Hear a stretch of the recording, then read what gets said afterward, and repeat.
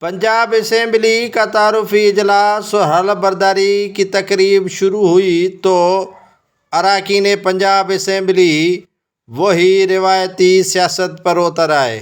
مسلم league نون کی جانب سے نامزد وزیر اعلیٰ پنجاب مریم نواز اپنے اراکین کے ہمراہ اسمبلی پہنچی تو نعرے لگائے گئے بانی پی ٹی آئی کے خلاف اور نواز شریف کے حق میں۔ زبردست ہنگامہ آرائی ہوئی۔ اسی دوران مریم نواز کے سامنے پنجاب اسمبلی کے اندر مسلم لیگ نون کے اراکین پلے کارڈ اٹھا کر لے آئے تھے جن پر نواز شریف کی تصاویر آویزاں تھی۔ گھڑی چور، گھڑی چور، گھڑی چور کے نعرے لگائے گئے۔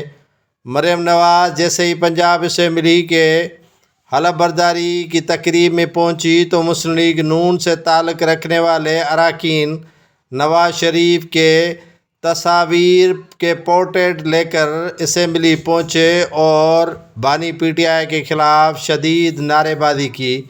خواتین ممبرز کے ہاتھوں میں گھڑیاں بھی تھیں جس پر گھڑی چور کے نعرے لگائے